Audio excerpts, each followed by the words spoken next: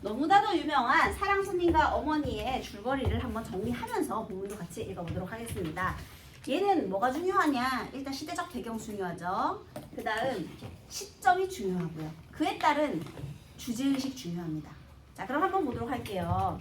여기에서 나가 등장을 하는데요. 나의 어머니가 굉장히 예쁘고 젊어요. 그런데 문제가 있습니다. 나의 어머니는요.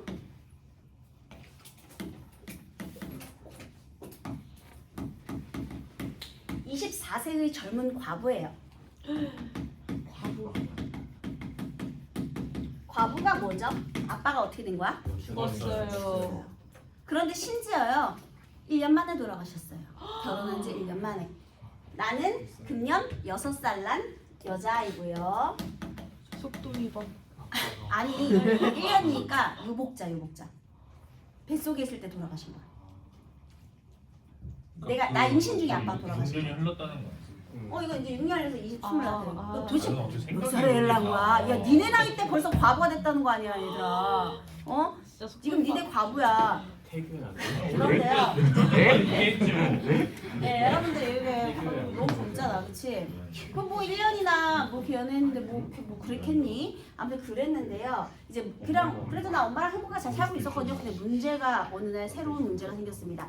여러분 사랑방이 뭡니까? 손님을 만드는. 맞아요. 보통 안채가 여자들이 머무는 방이고요. 사랑방은 손님을 기거하게 하는 방인데요.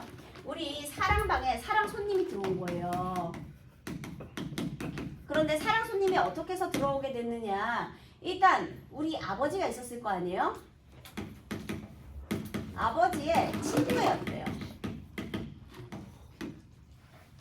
그래서 얘가 우리 마을에 교사직으로 오게 된 거야. 근데 얘도 교사로 왔으니까 지낼 집이 필요하잖아.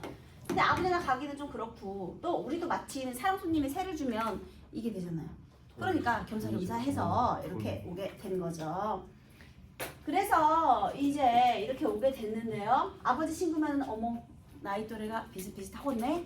사랑하기 딱 좋은 나이네. 외간 남자가 왔네. 그래서 이제 문제가 시작이 됩니다. 자, 그럼 한번 보도록 할게요. 나는 그 아저씨가 어떤 사람인지는 몰랐으나 내게는 퍽 고맙게 굴고 또 나도 아저씨가 꼭 마음에 들었어요. 여러분 내가 몇 살이라고요? 6살이요. 어린아이 서술자죠. 네. 자, 어린아이 서술자를 택한 이유가 있습니다.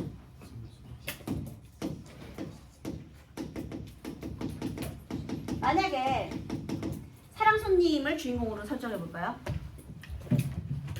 새로운 일자리를 구하게 된 마을에 새를 들어 살게 되었다. 어머, 집주인이 너무 예쁘네. 몇 살이야? 벌써 내용이 이상하죠? 내용이 이상해. 어떻게 해도 이상해. 엄마를 주인공으로 해볼까요? 남편이 죽고 1년이 지났다. 사랑 손님의 젊은 남자가 들어왔다. 벌써 이상하잖아, 얘들아. 이거는 어떻게 해도 봐봐, 과부와 총각의 사랑이에요. 네? 게다가 애 딸린 과부야. 남편 잡아먹은 과부예요. 30년대 얘들아 원래도 여자의 재가를 긍정적으로 바라보지 않는 시대인데요. 남편을 잡아먹고 애까지 딸린 이 과부가 총각을 다시 결혼하고 연애를 해? 이걸 사회적으로 용납을 할까? 아니요. 옛날 사람들 그런 말 하잖아. 여자 팔자가 별로여서 남자를 잡아먹었다. 뭐 이런 표현들을 쓰잖아요. 그죠? 명을 끊었다. 명을 끊었다고. 얘 때문에 남자가 죽였다고. 얘 때문에 남자가 죽였다고. 보통 여자 탓하잖아요. 그래서 원래도 과부의 재가를, 그러니까 원래 여인의 재가를 이렇게 좀 용납하지 않는데 과부의 재가는 더 용납하지 않고요. 또 애 딸린 과부와 총각의 재가, 이건 더더욱 용납하기 힘들죠. 그래서요, 지금 이 1930년대는 어떤 분위기가 있는 시대냐? 여기는 과부의 재가를 금기시하는 공건적이고 그다음 가부장적인 그런 시대 상황이 존재하는 시대예요. 그래서요, 여러분 다시 돌아와서 이 어린아이 서술자를 선택한 이유는 이 둘의 사랑의 통속성을 배제하고요. 뭘 강조할 수 있어요? 이 사랑이 통속으로 흐르는 것을 반대하고요. 이것을 강조하는 거죠. 둘이 헤어져야만 했던 이유. 자, 그 다음에요. 우리 이것도 한번 볼게요. 등장인물이 있고요. 이제 이 인물을 서술하는 서술자가 있어요. 그리고 이것을 읽는 독자가 있거든요. 이 등장인물에 대해서요. 서술자와 독자, 누구의 거리가 더 가까울까요? 자, 인물의 해석은 서술자가 해주는데 그거 진짜예요? 아니요. 아니에요. 지금 얘가 뭘 아니? 그러면 누가 해석해야 돼? 독자. 그래서요, 이 인물에 대해서 독자의 거리가 더 가깝죠. 얘 인물의 마음을 얘가 더 잘 알아. 서술자보다. 오키는 엄마 마음 좀 잘 몰라요. 얼굴 빨개지면 더운가? 이러니까요. 모르죠. 그 마음을 우린 알지. 어머, 후끈 달아오르는구먼.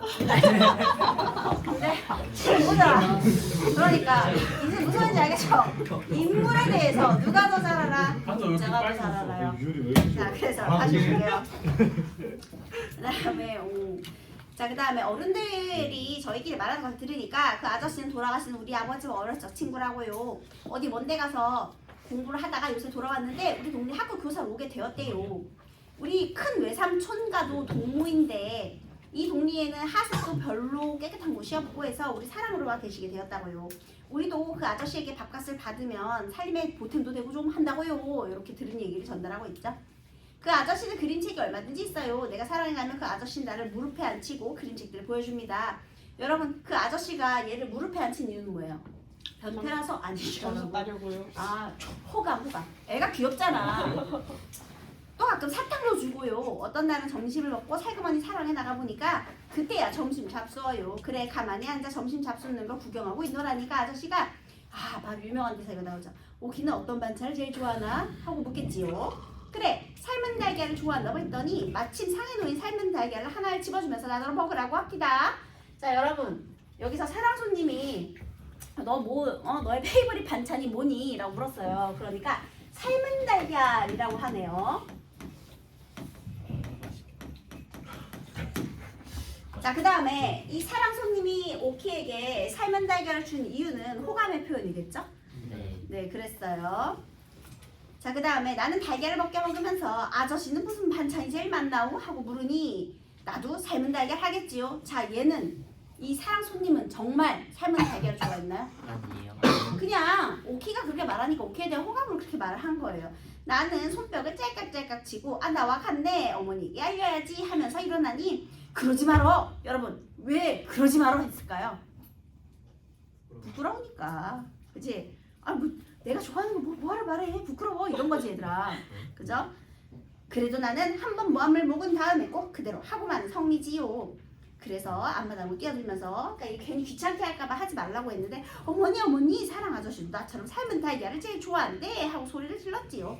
떠들지 말어 하고 어머니는 눈을 흘기십디다.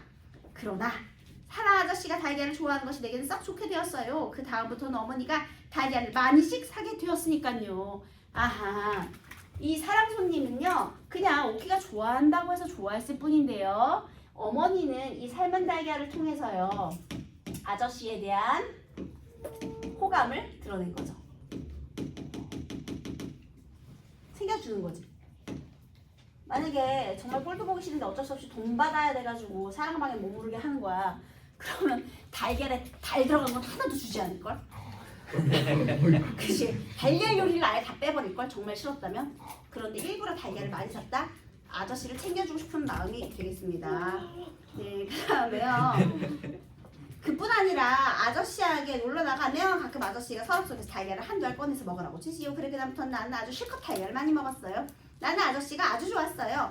하지만 외삼촌은 가끔 툴툴하는 때가 있었어요. 아마 아저씨가 마음에 안 드나 봐요. 아니, 그거보다도 아저씨 상심부름을 꼭 외삼촌이 하니 하기 싫어서 그랬겠지요. 이거는 상심부름을 외삼촌이 하니까 하기 싫어서 그랬겠지요. 이렇게 생각이에요. 그런데 말다툼을 하는 걸 들었는데요. 야, 너 어디 나가지 말고 사랑이 있다가 선생님 들어오시거든 상 내가야지. 여러분, 이 장면 뭔지 아시겠나요? 옛날에는요 이 상에다가 밥상을 차리잖아요. 그러면 신발을 벗고 마루에 올라가죠. 네. 마루 옛날 전통집이잖아. 마루에 올라가가지고 상을 이렇게 줘야 되잖아. 그 방에 들어가야 되잖아요, 여러분. 남자 혼자 있는 방에 여자가 신발도 벗은 채로 상을 가지고 들어가면 엉치 보이지 않을까요, 여러분? 이거 농담이고 어쨌든 간에 자세도 좀 자세가 좀 그렇잖아. 아 조금 그 보기엔 좀 그렇잖아, 얘들아. 이게 좀 그렇지. 그리고 여러분 원래 남녀 7세 부동석이라고 했잖아요. 그러니까 좀 그래요. 그래서 자꾸 외삼촌을 시키는 거죠. 여러분 있잖아요. 어머니는요 남들의 시선을 굉장히 신경을 많이 쓰는 거죠. 안 그랬으면은 이제 일부러 막 이렇게 옷 짧게 입고 가가지고 이렇게 상도 이렇게 슬쩍 이렇게 할 수 있잖아, 얘들아. 그렇지만 그러지 않아요. 어머니는요 남들의 시선을 굉장히 신경을 많이 쓰는 스타일입니다. 자, 그 다음에요 여기서 제게 남 어디 볼 일이 있는 날은 반드시 끼니 때에 안 들어오고 늦어지니 그러니 어쩌겠니 너밖에 사랑 출입할 사람이 어디 있니 누님이 좀 상들고 나가구려. 요새 세상에 내외합니까? 이거 네모하세요 여러분. 요새 세상에 내외합니까? 우리 어머니의 동생인 이 외삼촌이 있거든요. 동생이죠. 아 누나가 해. 왜 나 시켜? 요새 세상에 내외합니까? 내외가 뭐예요? 연애? 안 바뀌거든요. 남녀 구분하는 걸 말하는 거예요. 그러면 여러분 외삼촌은 봉건적이다 아니다? 아니다. 엄청 진보적이네요. 거기 개방적 적으세요. 아메리칸 말. 네, 맞아. 거기 개방적 이렇게 적으세요. 얘는 내외하지 않아. 개방적. 그나마 여기 있는 모든 등장인물 중에서 가장 개방적 사고를 가졌죠. 나이도 어리고요. 자, 그래서요. 어머니는 칼제 겨울에 빨개지시고 흘리셨습니다. 오키야, 이거 지금 엄마가 하는 말이거든요. 엄마가 자, 이 사이에 어떤 일들이 있었느냐. 일단요, 사랑 손님이요. 이제 월세를 줘야 되잖아요. 그래서 봉투를 전달합니다. 엄마한테요. 봉투 안에 뭔가 편지가 있는 것 같은데 뭔지 모르지만 어쨌든 봉투를 받은 엄마가 얼굴이 빨개졌어요. 돈이 좋아서 그런 건 아닐 것 같고요. 또 그 다음에요. 사랑 손님이 또 이렇게 슬쩍 말린 꽃 같은 걸 전해주기도 하고요. 엄마가 그걸 또 소중히 간직하기도 하고요. 그래서 다 기억이 나는 것 같아? 맞아요. 그런 장면들이 막 오고 가요. 그런데 이제 사람들 시선이 신경이 쓰이잖아요. 그래서 그런 와중에 오키야, 오키는 언제나 내 곁을 안 떠나지. 오키는 언제나 엄마하고 같이 살지. 오키 엄마는 늙어서 꼬부라 할머니가 되어도 오키는 엄마하고 같이 살지. 오키가 유치원 졸업하고 소학교 졸업하고 중학교 졸업하고 대학교 졸업하고 조선소 제일 훌륭한 사람이 돼도 그래도 엄마하고 같이 살지. 응? 오키는 엄마를 얼마큼 사랑하니? 여러분 이 말의 의미가 뭘까요? 지금 끓어오르는 연애 감정을 무엇으로 누르고 있죠? 말에 대한 사랑에 대한 모성애로 누르는 거예요. 그런 장면 하나고요. 그 다음 이만큼 그만큼 언제나 오키는 엄마를 사랑하지. 공부 잘하고 훌륭한 사람이 되고 어머니의 목소리가 떨리는 것으로 보아 어머니가 또 울까봐 겁이 나서 엄마 이만큼 하면서 두 팔을 짝짝 벌렸습니다. 울지 않으셨습니다. 오키 엄마는 오키 하나만 그뿐이야. 세상 다른 건 다 소용없어. 우리 오키 하나만 그만이야. 그렇지 오키야. 자 여러분 여기서요. 이 둘의 사랑이 이루어지지 않을 것이라는 걸 알 수가 있죠. 선생님이 아까 주제의식이 두 가지라고 했어요. 만약에요, 이 부분이요. 만약에 지금 이 둘이 헤어지는데요. 이렇게 생각해 보세요. 얘네 둘이 서로 사랑하다가 지금 헤어져야 되는 상황이잖아요. 그런데 오키야, 엄마가 얘기했어. 오키야, 나는 다른 건 다 필요 없고 너 하나만 있으면 돼 라고 했는데요. 내 아이의 미래를 위해서 사랑을 포기할 수도 있죠. 네. 만약에 그 왜 그런지 아세요? 더러운 년의 딸이라는 프레임을 내 아이에게 씌우기 싫죠, 여러분. 그리고 아무래도 여기 남자한테 가는 사랑이 좀 더 있을 수 있잖아요. 그러면 나는 오롯이 내 아이에게만 집중하고 싶을 수도 있잖아. 그치? 그러니까요. 만약에 사랑보다 모성을 택한 것이다. 이렇게 해석해 볼게요. 그러면 너무 사랑하지. 야 24살이고 남자랑 별로 연애도 안 해봤는데 얘도 얼마나 사랑하고 싶겠니. 그러니까 이 모성을 통해서 이 안타깝지만 슬프게 이별을 택했다. 이렇게 아름답게 볼 수 있겠죠. 그래서 모성으로 사랑을 불렀다. 아름답지만 슬픈 이별.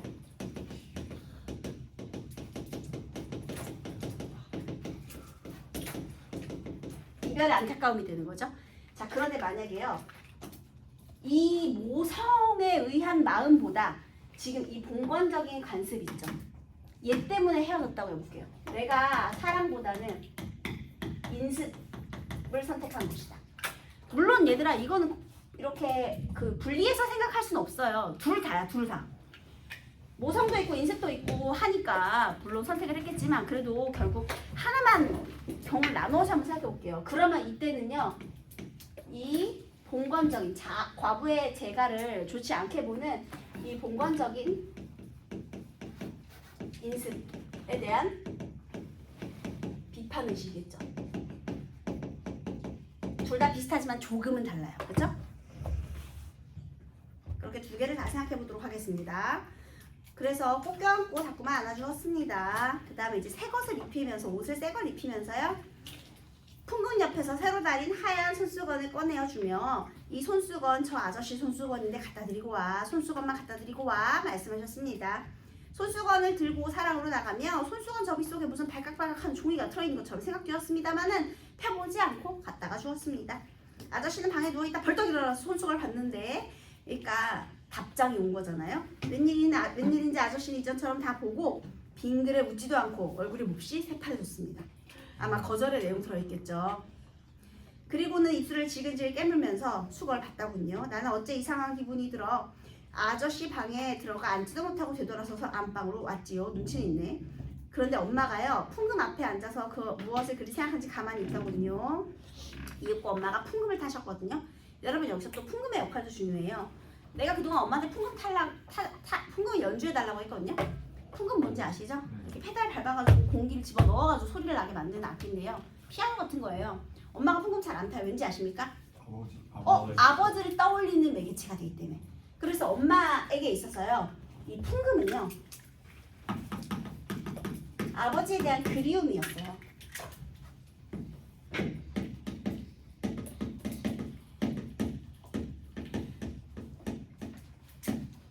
아마 옛날에 뭐 풍금 연주하면서 둘의 추억이 있었겠지 얘들아. 그런데 그래서 좀 마음 아픈 그런 소재였는데 지금 풍금 왜 타죠? 아저씨 때문에. 그러니까 아니지. 그러니까 이걸 통해서 있는 거지. 아버지에 대한 네, 아버지에 대한 그리움을 통해서 그러니까 내가 좋아했던 사람 옛날에 그 아버지를 생각하면서 아저씨에 대한 마음을 억누르는 거죠. 내 전 남편에게 최선을 다하겠다. 의리를 지키겠다. 이런 거. 마음을 누르는 거죠. 그래서 이런 내용이 되겠습니다. 1번 아저씨는 오키 아버지의 친구이자 학교 교사이다. 오키는 아저씨를 좋아하는 마음에 자기의 달걀을 아저씨와 나눠먹는다. 예. 자기 달걀이 아니었고요. 아저씨 달걀이 오키에게 나눠진 거죠. 그래서 땡. 그냥 어머니는 오키를 통해 종이 넣은 손수건을 전달하였다. 이것은 맞는 소리고요. 자, 학생. 선생님, 오키 하나면 그뿐이라는 엄마의 말이 너무 슬퍼요. 그래서 여러 가지 해석이 있어서 깜짝 놀랐어요. 맞아요. 독자들의 해석을 살펴보면 두 가지가 있는데요. 첫 번째, 이 작품의 주제를 어머니와 사랑 손님의 안타깝지만 아름다운 이별로 해석하는 흐름입니다. 이 흐름에서 독자는 어머니가 사랑 손님에게 잠시 호감을 느끼지만 오키의 삶을 더욱 소중히 생각하면서 사랑의 감정을 정리하는 작품으로 이해합니다. 다시, 그래서 A는 뭐라고요? 오키의 삶을 소중하게 생각해서 사랑의 감정을 정리하는 마음. 둘째는 전 근대적 인습으로 인해 재혼의 욕망을 포기하는 여성의 슬픔과 고통으로 해석하는 마음입니다. 그게 B에 들어가면 돼요. 전 근대적 인습을 의식하여 재혼의 욕망을 억누르려는 마음. 그게 이제 두 번째 B에 들어가는 말이에요. 그래서요, 이 흐름에서 독자는 어머니가 사랑 손님에게 호감을 느끼지만 사별한 여성의 재혼을 금기시하던 전근대적 인습 때문에 욕망을 억누르고 포기한 작품으로 이해합니다. 자, 그러면 심리도 다르게 이해되나요? 맞아요. 세상 다른 건 다 소용없어. 오키 하나면 그만이야 라는 말은 전자의 관점에서 본다면 오키의 삶을 소중히 생각해서 사랑을 정리하는 거고, 후자의 관점을 생각하면 전근대적 인습을 의식해서 자기의 욕망을 억누르는 마음이다 라고 아까 위에 거 그대로 쓰면 되겠어요. 아, 이제 알겠어요. 작가의 생각도 궁금한데요. 우리가 작가에게 그의 생각을 직접 물어볼 수는 없겠지요. 하지만 그가 쓴 글을 통해 간접적으로 추론해 본다면 근대적 지식인이었던 주요섭은 결혼에 요구하는 3대 조건에서 사랑, 이상, 건강, 즉 사랑이 있고 이상이 갖고 두 편이 다 건강한 사람이라면 꼭 결혼하여야 합니다 라고 했어요. 얘들아, 사랑, 이상, 건강, 이거는 둘만의 요소죠. 그런데 이러한 요소를 가지고 높은 풍속이었더니 풍속세모, 사회환경, 부모, 세모 이렇게 외적 조건에 흔들려 결혼을 못하고 주저하는 사람들은 결혼 생활에 대한 죄인이요 따라서 전 인류에 대한 큰 죄인이오시다 라고 주장했대요. 남성과 여성의 관계나 만남이 봉건적 풍속이나 정근대적 인습에 예속되는 생태를 비판하는 말이지요. 이 작품에서도 작가의 이러한 인식을 엿볼 수 있는 말이 있어요. 뭘까요? 뭘까요? 외삼촌이 말했죠. 뭐라고 했어요? 미움. 요즘 세상에 내외합니까? 이거죠 여러분. 정답은 5번 되겠습니다. 나 생각하기에